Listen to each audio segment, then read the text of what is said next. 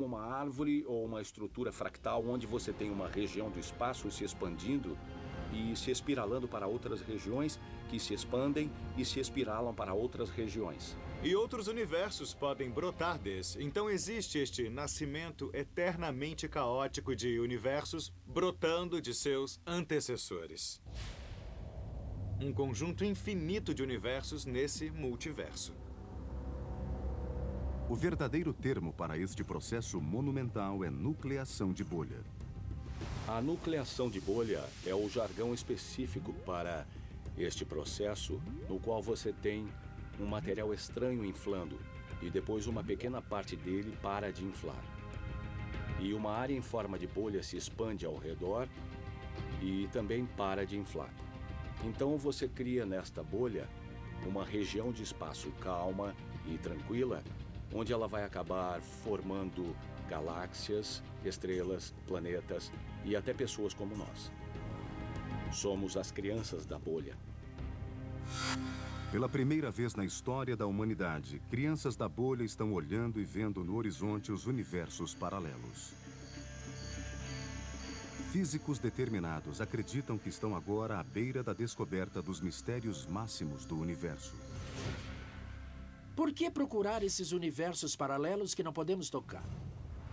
Porque eles possuem o segredo dos segredos. Eles possuem o segredo da origem de tudo que existe. Pela primeira vez, podemos imaginar de onde veio o nosso universo. Talvez nosso universo tenha começado a existir, colidindo com outro universo paralelo. Talvez tenha brotado de outro universo. Estes são exatamente os temas da pesquisa moderna, da física pré-Big Bang, da física antes da Gênese. Mas há um problema. Durante décadas, os cientistas procuram uma teoria coesa de tudo. Uma teoria que una a teoria da relatividade geral de Einstein, que explica como a gravidade funciona em escalas maiores, com a física quântica, a ciência da menor matéria. Juntas, estas duas grandes teorias explicam tudo o que a humanidade sabe até agora sobre o cosmos. Mas como um desenho de gato e rato, Estão sempre em guerra um com o outro. As duas teorias se odeiam. Elas são totalmente inconsistentes, incompatíveis. Não há como entender, no mundo de hoje, uma versão quântica da relatividade geral. Como podemos ter um casamento forçado entre duas teorias que não gostam uma da outra?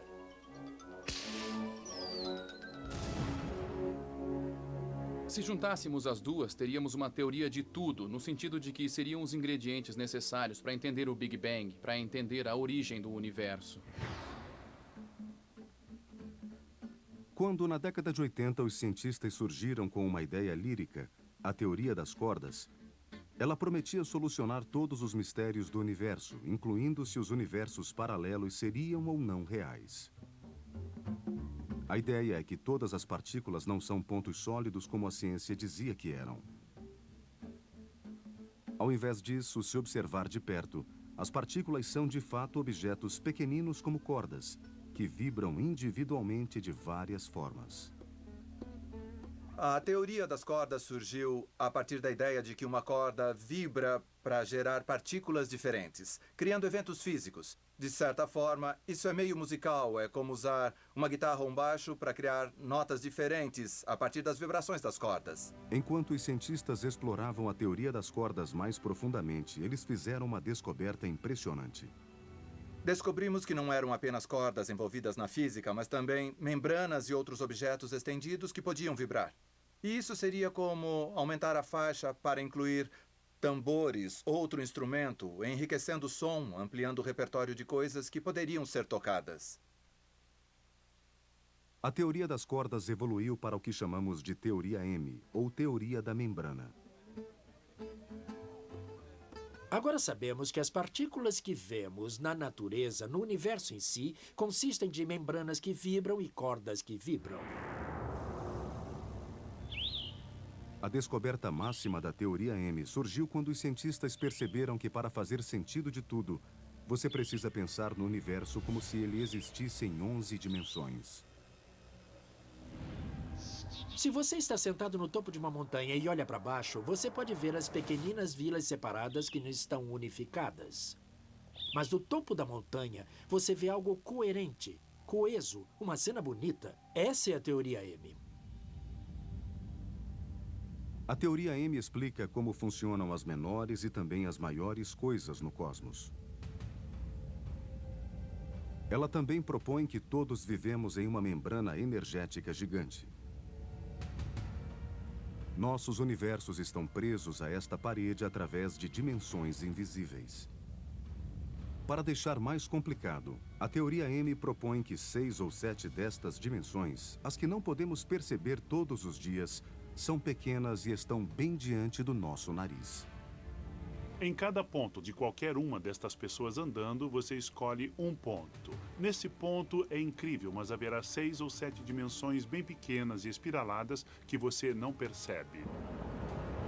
Estas membranas também estão bem próximas uma da outra. Você poderia ter uma dessas membranas sendo um universo e indo para o lado você teria outra membrana como um universo separado. E talvez a 1 ou 2 milímetros de distância. As paredes gigantes de matéria energética flutuam lado a lado, como folhas imensas na massa ou hiperespaço. Um universo inteiro pode estar ligado a uma membrana, ou um universo pode ocupar o espaço de um outro. Nosso próprio universo está na pele de uma destas membranas gigantes, que por sua vez está à deriva no oceano cósmico do espaço. Ele está flutuando em uma estrutura maior chamada massa.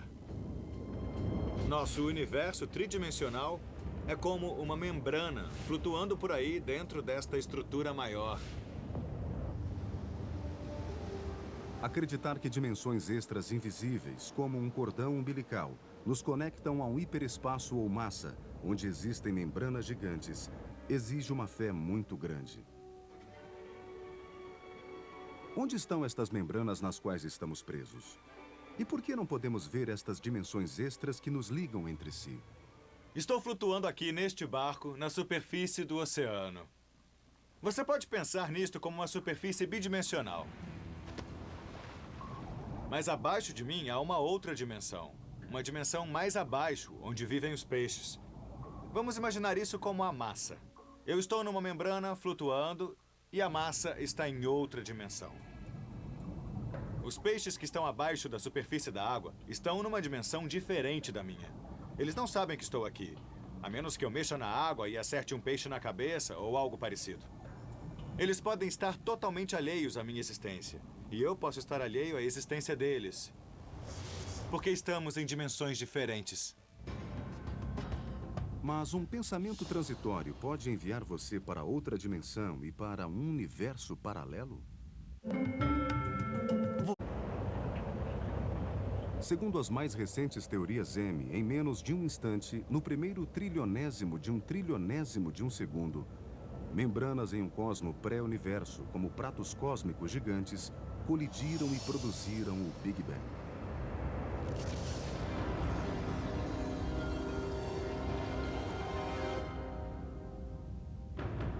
Há quase 13,7 bilhões de anos, uma imensa bolha em expansão de matéria primordial transformou-se no universo que conhecemos agora e amamos. Membranas que colidem também podem criar universos paralelos? Se aconteceu uma vez, pode acontecer de novo e de novo.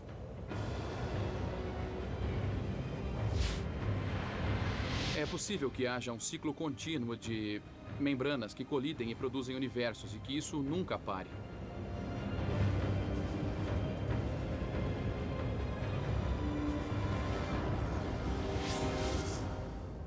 Se isso for verdade, os universos paralelos nível 2 devem existir. O tempo não tem fim e existe um processo contínuo de nascimento de universos através de catástrofes cósmicas.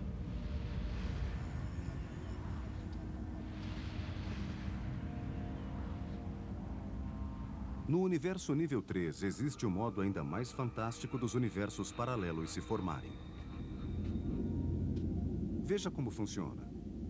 Tanto no nível 1 quanto no nível 2, há universos réplicas separados de nós no momento presente pelo tempo e o espaço. Mas no universo paralelo tipo 3, estas cópias de nós estão bem aqui, nesse momento, vivendo no mesmo espaço e tempo. Elas estão separadas de nós porque estão em uma dimensão diferente do mesmo espaço. E, para confundir mais nossa mente, há um número infinito delas. Se isso for verdade, este conceito controverso de vários mundos tem consequências monumentais.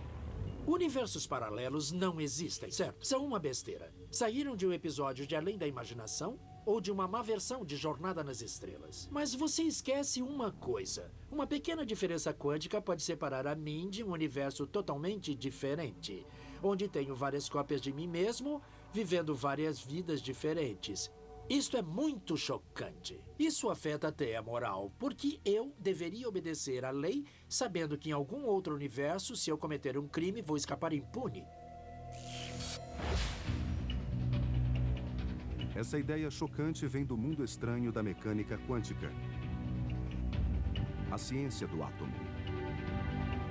No mundo atômico bizarro, observamos elétrons desaparecendo e reaparecendo em um outro lugar. Os elétrons podem estar em vários lugares ao mesmo tempo. Este fenômeno de mecânica quântica surpreendente é cultuado no princípio da incerteza de Heisenberg. Pode parecer loucura, mas não só a física quântica afirma que uma pequena partícula pode estar em dois lugares ao mesmo tempo. Mas o conhecido princípio da incerteza de Heisenberg afirma que, às vezes, a partícula até deve estar em dois lugares ao mesmo tempo. Com uma luz a laser e uma maçã de vidro, podemos ver como as partículas de luz ou fótons fazem isto. Isto prova que os fótons, as pequenas partículas de luz que saem do meu laser, podem estar em vários lugares ao mesmo tempo. E já que somos feitos de pequenas partículas, isso significa que se elas podem estar em vários lugares ao mesmo tempo, nós também podemos. Em outras palavras, no instante em que você tem um pensamento transitório, seu corpo todo dá um salto quântico para outra dimensão e para um universo paralelo. Isso significa que, se eu estiver andando na calçada e tomar uma decisão repentina como ir para a esquerda ou direita, se minha decisão depende do que algumas partículas no meu cérebro faziam, então vou acabar fazendo ambas. E minha vida vai acabar se dividindo em duas realidades paralelas.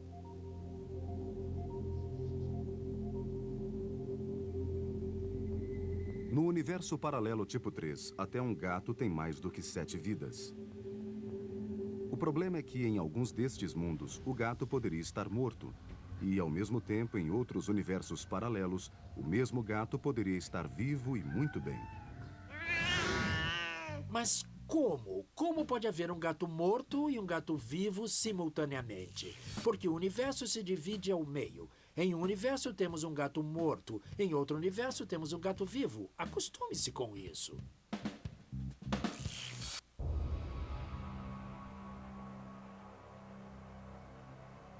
Mais chocante ainda é que, em alguns destes vários mundos, uma pequenina diferença quântica no pensamento pode mudar o mundo todo.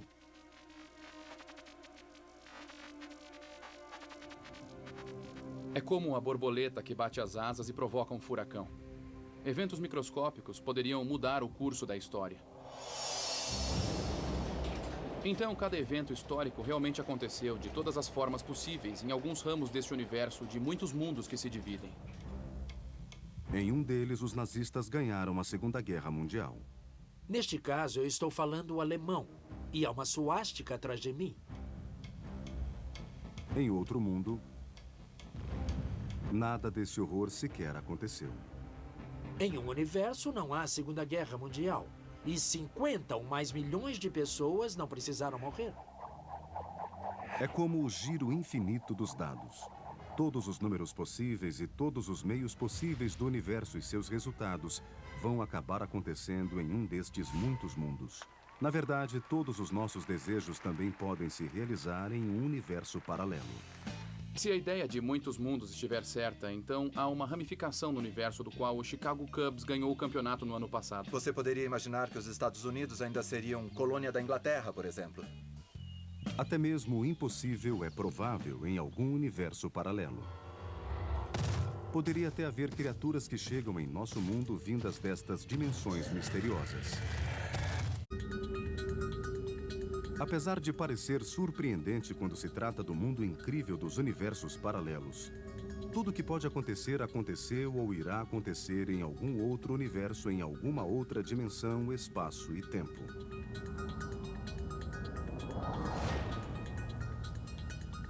Diferenças quânticas podem reescrever a história, criando universos múltiplos.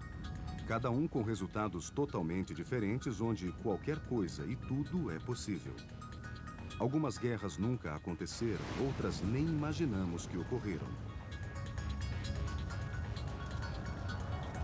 Uma pequena mudança significa um cometa errante, e até dinossauros ainda estariam vagando pela Terra em algum lugar. Todos e cada um destes universos paralelos fantásticos ocupam o mesmo espaço, mas estão em uma dimensão diferente e são invisíveis para nós.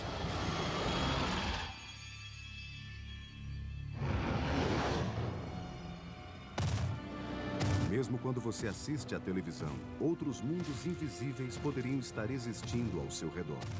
Esses universos paralelos estão na sua sala de estar. Isso significa que na sua sala há dinossauros. Você não pode ouvi-los. Você não pode ver os dinossauros que perambulam pela sua sala, mas estão ali.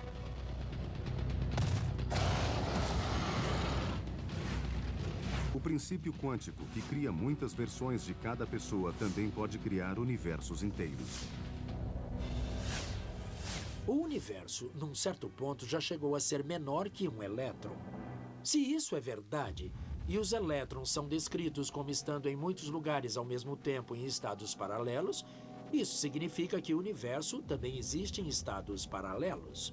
Você, com certeza, existe em universos paralelos. Não há opção. Mas isso não é tudo.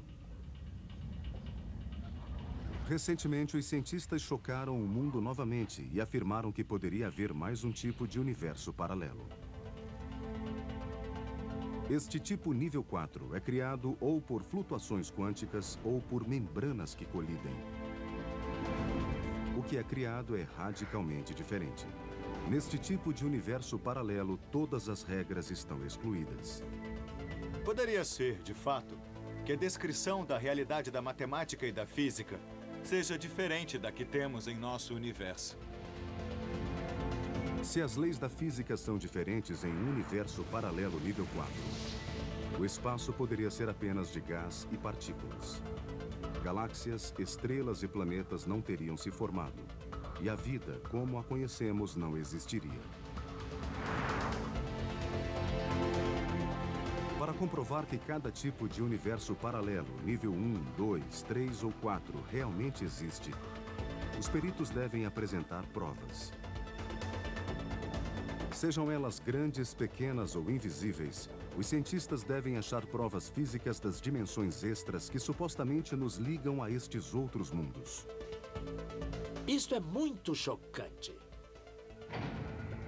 Para fazer isto, os físicos da Fermilab, em Illinois, estão realizando experimentos extraordinários na esperança de provar que qualquer tipo, mesmo o mais desordenado universo paralelo, existe realmente.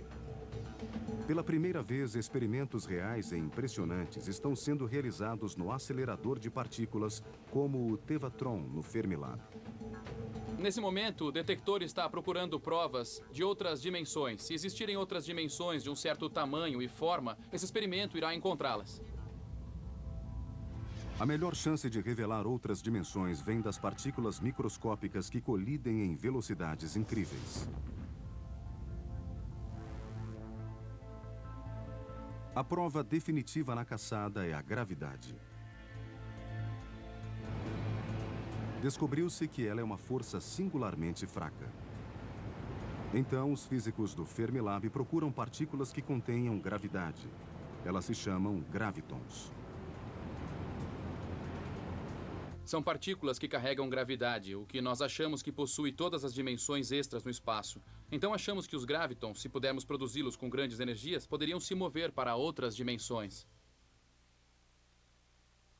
Mas encontrar um graviton, ou pelo menos o sinal de um, é um grande desafio.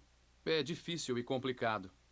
Porque você está procurando nada, está procurando por algo que desapareceu. Como é que estamos agora? É muito raro criar uma partícula realmente exótica. Então temos que fazer com que elas colidam bilhões de vezes para encontrar esse evento raro quando você cria algo como uma partícula que desaparece em outras dimensões. O acelerador Tevatron lança minúsculos prótons e antiprótons em velocidades incríveis, pouco abaixo da velocidade da luz, em um anel de aço super reforçado com 6,5 km de comprimento. Para proteger os experimentos sensíveis da superfície barulhenta e por razões de segurança, os anéis de colisão ficam bem fundos no solo. Nós temos feixes de prótons com energia elevada indo de um lado ao redor do grande anel e um feixe de antiprótons com energia elevada indo do outro lado ao redor do anel. Então, em 2 lugares do anel, nós os colidimos. A poderosa colisão aniquila as partículas e produz uma intensa bola de pura energia.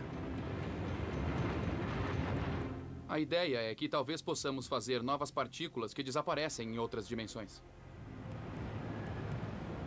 Se nada acontecer, como os cientistas vão saber que um graviton passou para uma outra dimensão? Nós sabemos que o que precisamos é reconstruir tudo o que aconteceu nesta colisão desordenada e depois dizer, opa, existe alguma energia e impulso que faltam aqui. Chamamos isso de onda de energia errante. Poderia levar anos e bilhões de colisões antes da história acontecer e de dimensões mais elevadas serem descobertas. Se existem outras dimensões, isso significa que o universo é um lugar muito maior e muito mais estranho do que imaginávamos. Mas se isto acontecer, seria a prova definitiva de que o mundo paralelo existe. Então a pergunta será: como chegamos lá? Universos paralelos não são apenas uma ideia maluca sonhada pelos físicos para unir ciência e ficção. Se for provado que existem, eles poderiam ter um objetivo prático importante no futuro distante. Encontrar um túnel para outro mundo poderia salvar a humanidade um dia. Há bilhões de anos daqui, nossa Terra vai encontrar sua extinção inevitável. Os peritos dizem que tudo vai acabar ou em um grande esmagamento ou em um grande congelamento. Se provarem que outros universos existem, algum dia eles poderiam servir como um tipo de bote salva-vidas cósmico. Para uma geração futura, uma passagem ou portal para outro mundo poderia ser a única esperança de sobrevivência. A pergunta é: podemos achar um jeito de chegar lá? Teoricamente, um modo legal de ir do nosso universo para outro é através do que chamamos de buraco de minhoca. É uma ponte que liga 2 universos. É como entrar num trem ou num metrô. É como o metrô de uma cidade, que passa por um túnel para ir para outro lugar. Imagine 2 folhas de papel que estão empilhadas paralelas. Mas imagine uma ponte, um atalho, um portal que liga esses 2 universos. Esta ideia radical foi proposta pela primeira vez em 1935 pelo inigualável Albert Einstein e seu aluno Nathan Rosen. Uma garganta com 2 buracos negros que se unem, teoricamente, permite que alguém, como um passageiro em um trem do metrô, viaje rapidamente para outro espaço e tempo. Isto poderia funcionar se o universo for realmente um multiverso infinito. Claro que é uma possibilidade teórica, um tipo de atalho, se preferir. Ele permite a possibilidade de viajar entre lugares distantes do universo, ou talvez entre universos diferentes. Há todo tipo de problemas ao se tentar atravessar um buraco de minhoca, mas um desafio acima de todos parece intransponível. Quando Einstein introduziu o buraco de minhoca em suas equações, ele achou que ninguém poderia atravessar uma dessas coisas, porque acabaria morrendo no processo. Pode parecer impossível, mas os especialistas acham que pode haver um meio de viajar por um buraco de minhoca e viver para contar a história. Em princípio, você pode atravessar para outro universo paralelo. Se atravessar de novo, vai acabar indo para um outro universo paralelo. E se atravessar de novo, e de novo, e de novo, vai acabar parando em universos paralelos repetidamente. É como entrar num elevador e apertar o botão para subir. Cada andar se parece com um universo. E novamente existe um inconveniente maior. O problema é que você não sabe onde vai parar. Você não sabe se vai parar no meio de uma estrela, no meio de um planeta. Isto prova ser basicamente impossível para indivíduos atravessarem um portal para um universo paralelo. Mas pode haver outro jeito de salvar a espécie humana. Se o portal for bem pequeno, por exemplo, se for atômico no tamanho, talvez o que deveríamos fazer é enviar uma semente, um nanorobô, um robô microscópico pelo portal contendo DNA, contendo todas as informações necessárias para criar uma nova civilização do outro lado do universo. Onde vemos isso na natureza? Imagine uma árvore. Uma árvore produz uma semente. A semente contém o DNA que se espalha em todas as direções e é capaz de criar uma nova árvore. A ideia é que se uma civilização avançada no futuro puder reunir feixes de laser com energia suficiente, ela poderia, em teoria, fazer um buraco no tecido do espaço-tempo. É muito difícil, mas nós físicos calculamos que se você concentrar uma energia enorme em um único ponto, para conseguir algo chamado energia de Planck, a energia máxima, o espaço e o tempo se tornam instáveis. Pequenas bolhas começam a se formar, pequenas bolhas que são, talvez, portais, passagens para outro universo. Desta forma, um casulo microscópico ou nanorobô, contendo o DNA da humanidade e o código cósmico do nosso mundo, pode ser transportado para um universo paralelo. Em face da extinção, esta poderia ser a última grande esperança da humanidade. Se não conseguirmos fazer isso, será a morte do universo. Mas se este feito incrível for realizado, nosso universo inteiro seria ressuscitado. E como uma fênix, renasceria das cinzas. Em outras palavras, é como brincar de Deus. Esta ideia fantástica, como um botão de replay num iPod universal, poderia reajustar o concerto cósmico da história humana de volta ao seu início. Pelo menos alguns tipos temos quase certeza de que existem. Talvez existam outros tipos também, mas ainda não sabemos. Só assim, talvez teremos certeza de que existem universos paralelos.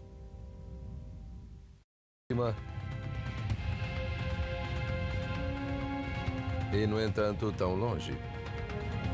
Durante milênios, sua presença trouxe conforto aos homens. Foi um farol para os viajantes noturnos, um marco temporal para os lavradores e uma referência para os marinheiros. Em algumas culturas, chegou a ser um deus. É o único corpo celeste já visitado por seres humanos. E hoje a NASA planeja instalar uma base permanente lá.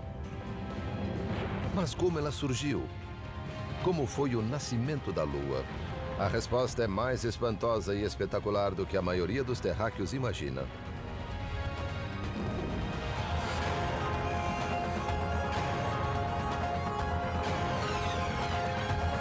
O universo, a Lua.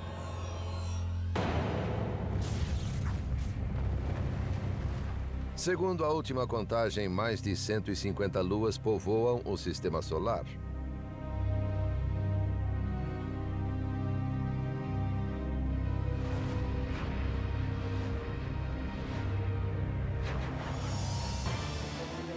Netuno é cercado por 13 delas.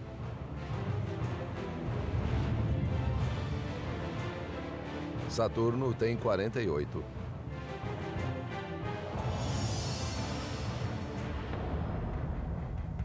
E Júpiter possui nada menos do que 62.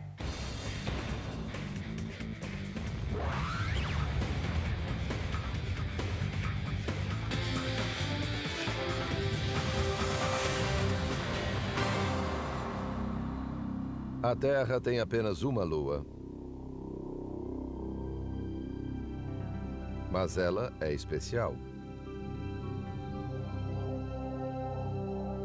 Nossa lua, ou luna, como diziam os romanos, destaca-se por suas dimensões. Está longe de ser a maior do sistema solar. Por exemplo, Titã, uma das luas de Saturno, tem o dobro do seu tamanho.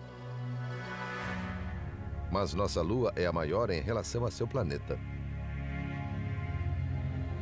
It's a quarter the size of the Earth. It's really big compared to the Earth.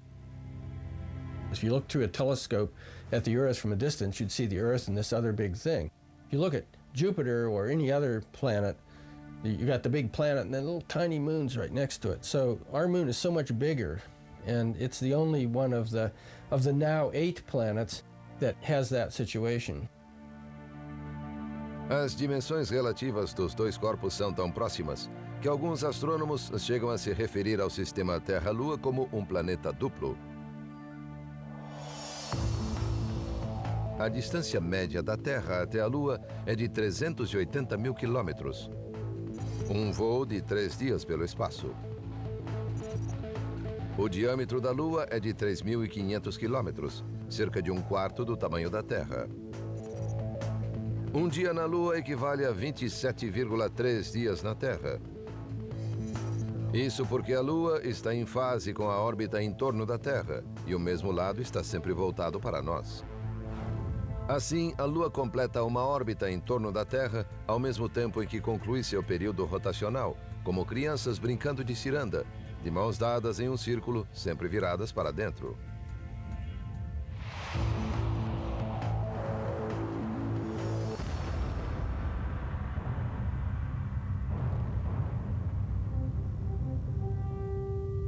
Apesar de estar tão relacionada à Terra, basta uma breve visita à Lua para ver que, na verdade, ela é muito diferente de nosso planeta.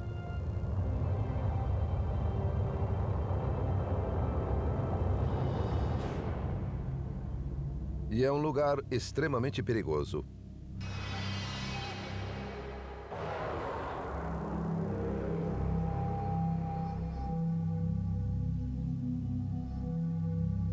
There's no air, of course, so you need your spacesuit. A Lua não possui atmosfera. Não há nada para transmitir as ondas sonoras. Se alguém tentasse conversar na Lua com um amigo, ele não ouviria. A não ser por rádio. I was rolling on the moon one day in a merry month of December. Como não há atmosfera, tampouco há moléculas de ar para difundir a luz do Sol. Portanto, o céu é sempre escuro.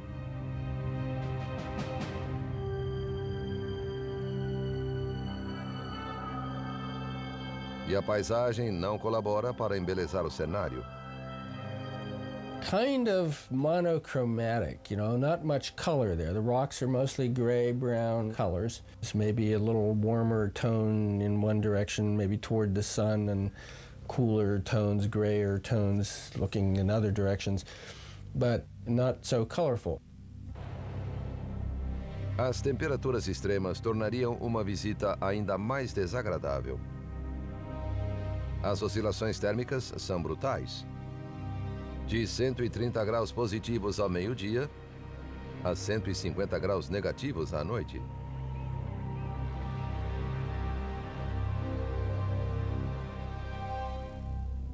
Até a gravidade baixa da Lua, 1/6 da gravidade da Terra, pode ser um perigo para o turista.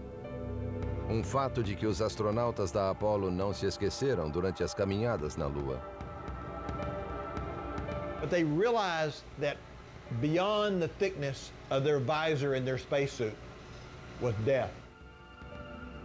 Should they do something and fall into a rock and lose their footing and fall and hit an outcrop, this visor could be cracked, exposed to the lunar vacuum. We would have had a serious situation on our hand.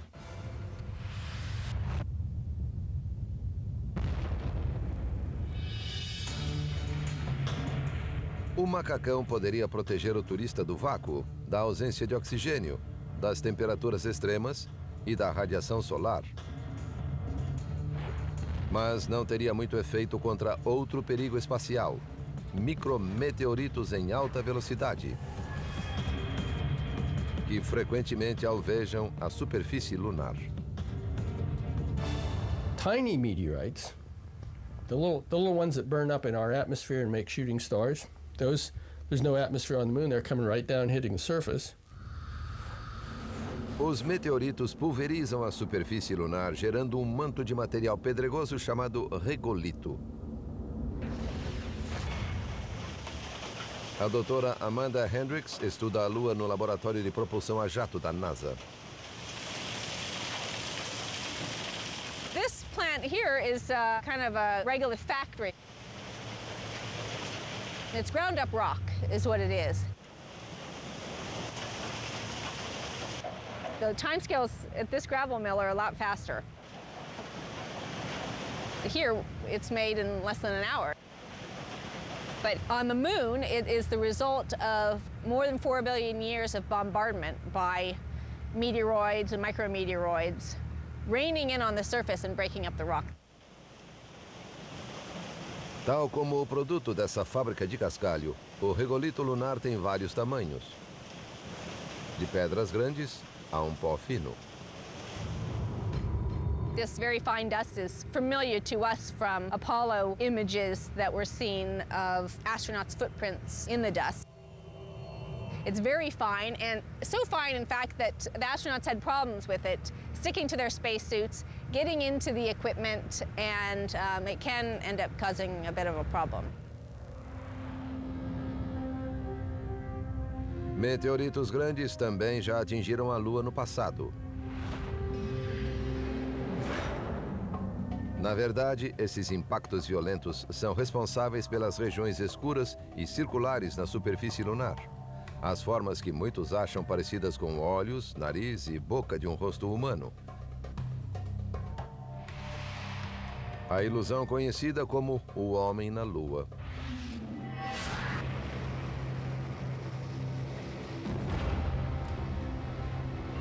Esses choques abriram grandes bacias na superfície da Lua, algumas com mais de 1.000 quilômetros de largura. Uma lava escura emergiu nesses pontos de impacto e inundou as bacias.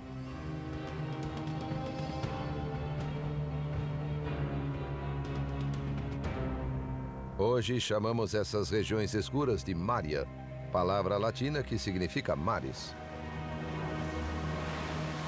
O termo remonta ao século XVII, quando os renascentistas observavam a Lua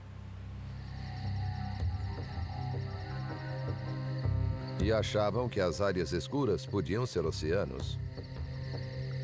Os astrônomos da época deram nomes extravagantes a esses supostos mares.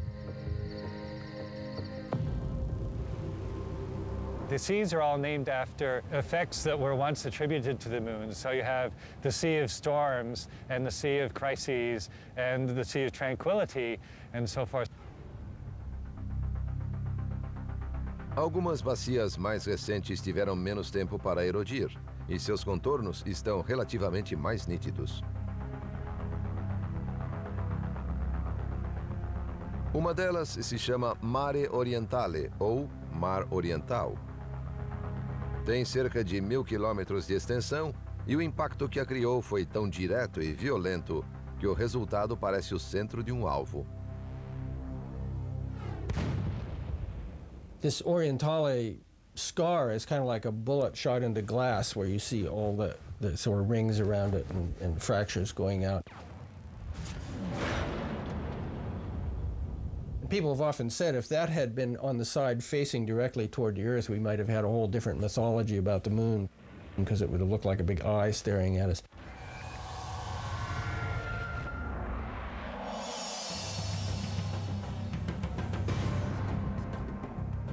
3 círculos concêntricos de montanhas cercam a Mare Orientale. Picos que alcançam milhares de metros são alguns efeitos desse impacto gigantesco. When we see mountain ranges on the Earth, they're mostly caused first by the continents moving around, crashing into each other very slowly, buckling up and creating mountain ranges, which then erode into all the spectacular shapes that we see, the Matterhorn and so forth, from water erosion. Na Lua, não há placas tectônicas continentais. A superfície é estática. Yet you still have mountains on the Moon. And the reason is that those big impact basins, that's a big explosion, excavates a pit, throws material up on the outside, so you have these rings of mountains, arcs of mountains that surround the impact sites. But they're impact features. Again, they're caused by the external forces, not the internal forces. Outra cratera notável, muito menor do que a Mare Orientale, mas igualmente espetacular, é a Tycho. Nome de um destacado astrônomo dinamarquês do século XVII.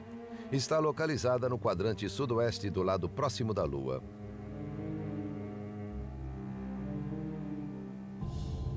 It's in the bright area. You can almost see it with your naked eye.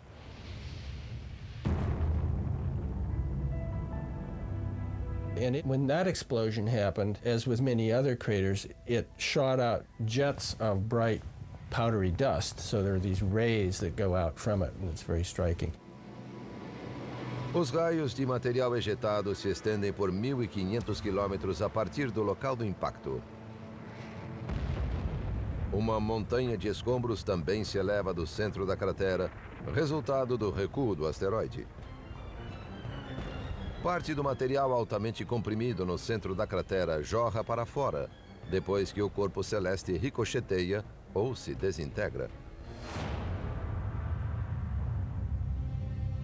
Mas muito antes que os contornos específicos da Lua pudessem ser discernidos através de telescópios sofisticados e viagens espaciais, a observação cuidadosa do aspecto e do comportamento da Lua era vital para os habitantes da Terra.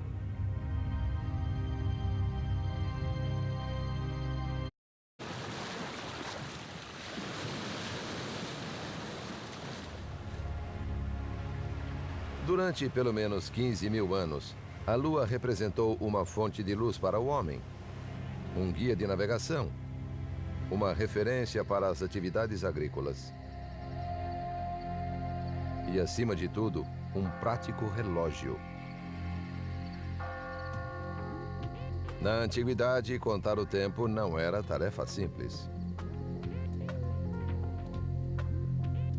Havia apenas 2 escolhas: observar o movimento do Sol ou da Lua. If you think about trying to keep track of dates, if you use a solar calendar like we do nowadays, there are 365 days in a year, and that's an awful lot of days to keep track of. And it's not something that the ordinary person can do very well. Compare that with a lunar calendar. Everybody can tell when the full moon is, when the new moon is. You don't see the moon at new moon. You see it, it's big and round at full moon, so it's easy to tell. There are only 28 to 29 days in a lunar cycle, so it's easy to count them. And so most societies actually start out with a lunar calendar. Os primeiros observadores da Lua também notaram que nosso vizinho celeste exerce um efeito físico sobre a Terra. A Lua controla as marés dos oceanos.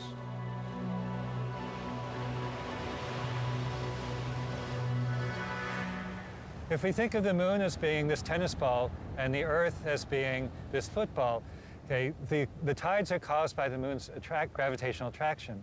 So it's obvious, okay, so the moon kind of pulls the Earth's water towards it.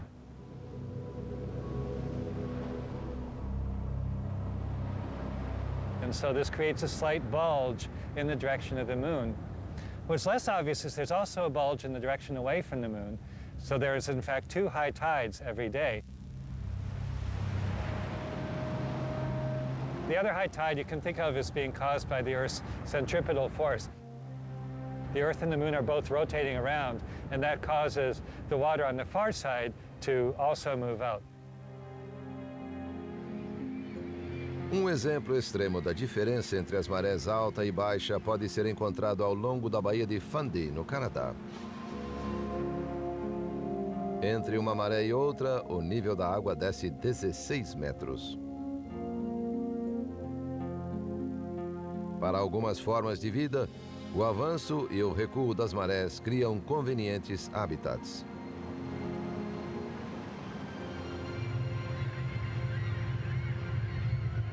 Mas outro efeito gravitacional da Lua sobre nosso planeta é diretamente responsável por nada menos que a continuação da própria vida na Terra. A Lua estabiliza o clima do planeta. O efeito gravitacional da Lua mantém constante a inclinação do eixo rotacional da Terra. É essa inclinação que conserva o ciclo das estações, enquanto a Terra orbita ao redor do Sol. If we didn't have the moon, or if we had a much smaller moon, for example, then you can mathematically show that the tilt of our North Pole would vary widely, with that angle going from, say, 0 to 90 degrees. Currently, it's 23.5 degrees. And it would actually vary chaotically. And so the moon has played an important role in the stability of our axis of rotation of our planet, and therefore in our climate.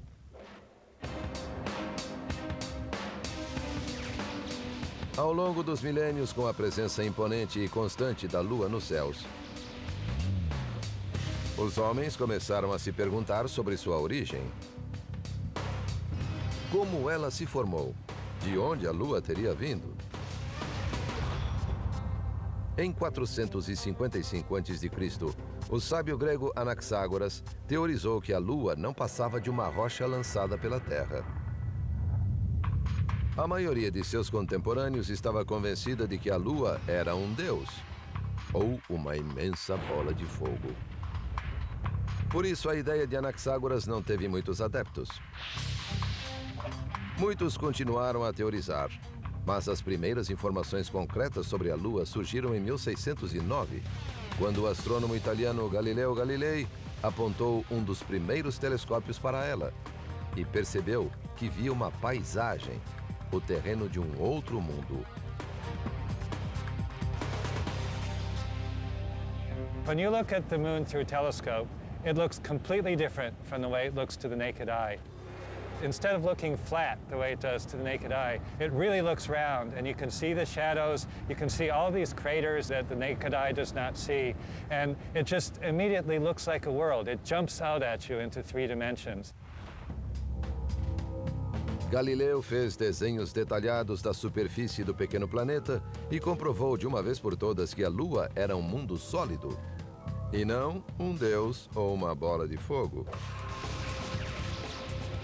Mas o astrônomo pioneiro nunca teorizou sobre a origem da Lua, principalmente porque logo passou a se interessar por outros planetas.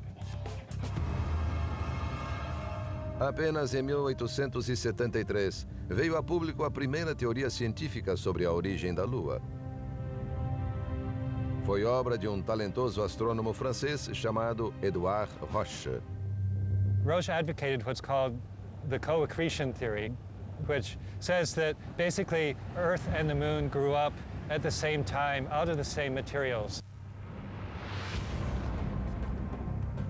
Na época de Roche, muitos cientistas achavam que os planetas haviam se formado a partir de nuvens quentes de ar condensado.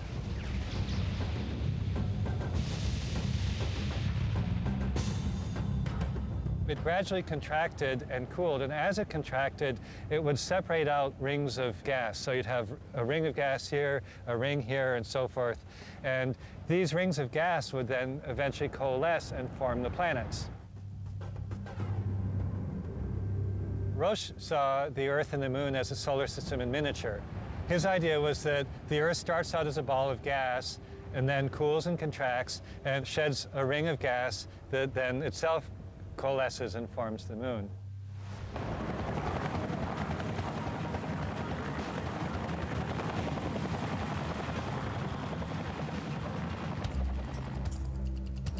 Mas essa teoria apresentava problemas. Para começar, a Lua tem um conteúdo de ferro bem menor do que o da Terra. Se os dois corpos haviam se formado a partir dos mesmos materiais, sua composição básica deveria ser a mesma, mas não era. Essa e outras inconsistências logo levaram os astrônomos a buscar novas teorias para explicar a existência da Lua. No último terço do século XIX, teorias avançadas sobre a origem da Lua começaram a surgir. Em 1873, o cientista francês Édouard Roche sugeriu que a Lua se formara ao mesmo tempo que a Terra, a partir da mesma nuvem nebular de partículas e gases. Mas essa teoria tinha uma falha fundamental. A Lua tem um conteúdo de ferro bem inferior ao da Terra e é muito menos densa. The big thing to remember about the moon and its composition is that it doesn't have any iron core like the Earth does. So you look at the Earth, and there's a very large central area, something like half the inside of the Earth is iron, nickel iron. And that's metal that drained down to the center of the Earth when the Earth was hot, when it formed at the beginning. The moon is more like just plain rock. Os cientistas inicialmente deduziram a massa da Lua através de observações e cálculos matemáticos. Se a Lua se formou do mesmo material que compõe a Terra, então o conteúdo de ferro devia ser semelhante. Édouard Roche não conseguia explicar essa falha em sua teoria. Mas outra ideia logo surgiu na esteira da hipótese da coagregação.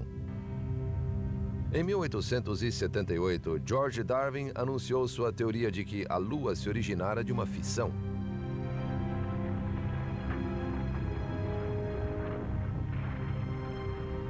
Essa ideia recebeu algum crédito, em parte porque ele tinha um pai célebre, Charles Darwin, autor da Origem das Espécies.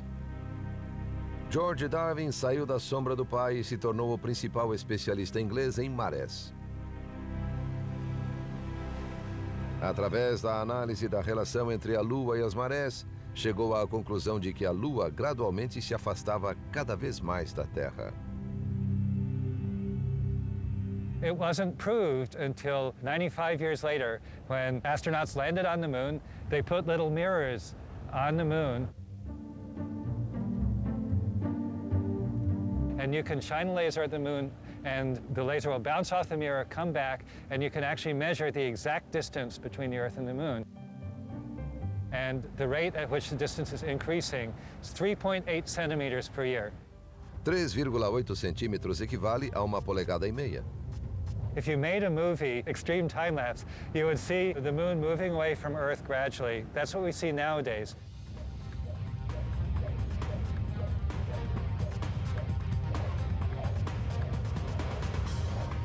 Darwin imaginou o que aconteceria se o processo fosse invertido, se o filme fosse passado de trás para frente.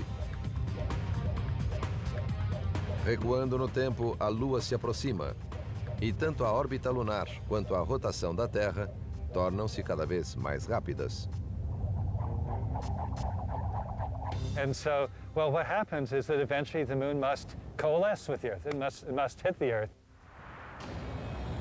A conclusão lógica para Darwin era que uma porção da Terra, que girava rapidamente em estado fundido, devia ter se separado e formado a Lua.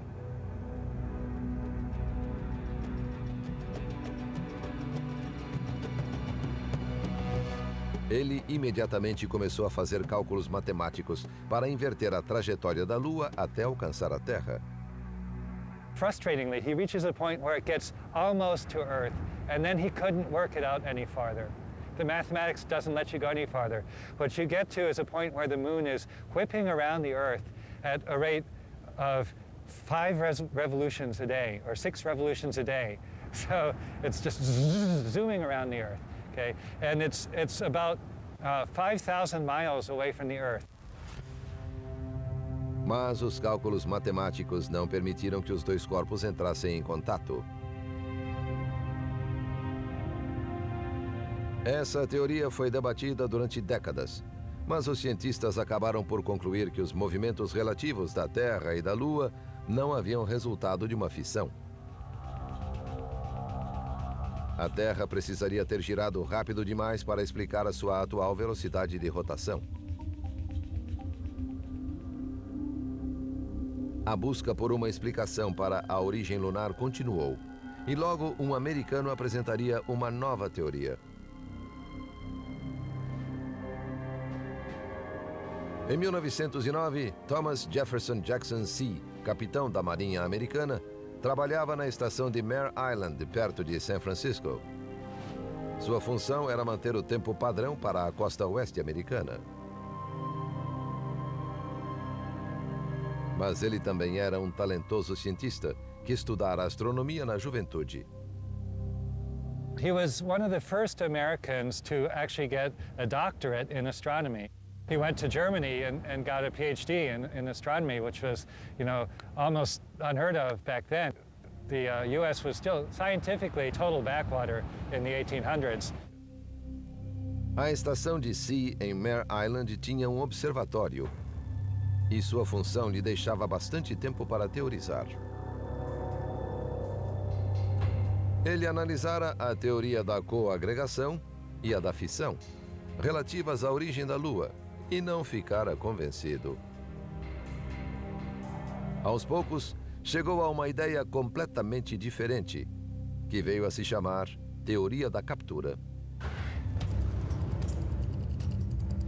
Segundo ele, a Lua se formara em outra parte do sistema solar. Orbitara o Sol como todos os outros planetas. Mas em algum momento aproximara-se demais da Terra e fora capturada pela gravidade do planeta. His idea was that there's something that he called the resisting medium in outer space, which we know is not there now. See nunca explicou de modo adequado o que seria o meio resistente. Cogitava que podiam ser pequenas partículas de matéria, mas tinha certeza de que não existiam mais. His idea is that for the Earth to capture the moon would have to come in from far away, and then it would hit this resisting medium and slow down, and then gradually get captured into an orbit. Maybe not at once, might take a little while, but gradually it'd be captured into Earth's orbit. It's a little bit like a bungee jumper jumping off a bridge. They'd go down, come back up, not quite as far, go down, come back up.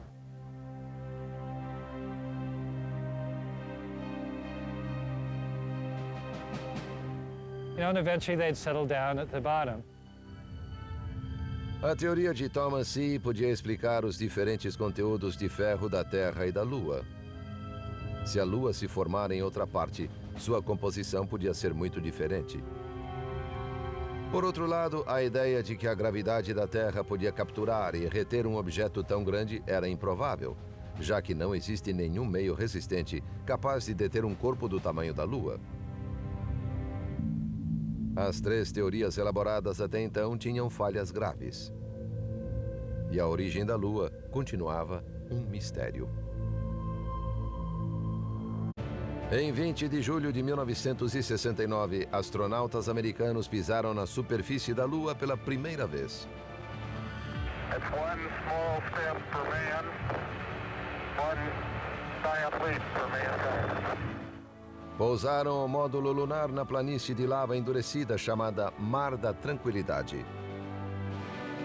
Buzz Aldrin, piloto da missão, descreveu a paisagem como uma magnífica desolação. Beautiful view. Isn't that something? Magnificent sight out here. Os astronautas voltaram com 20 quilos de pedras e regolito, o solo solto lunar.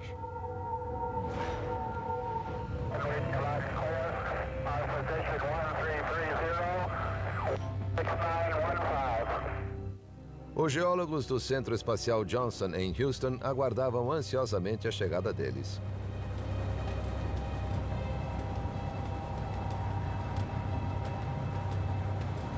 The excitement when samples first came back was just electric. I mean, it was just incredible. Nobody really knew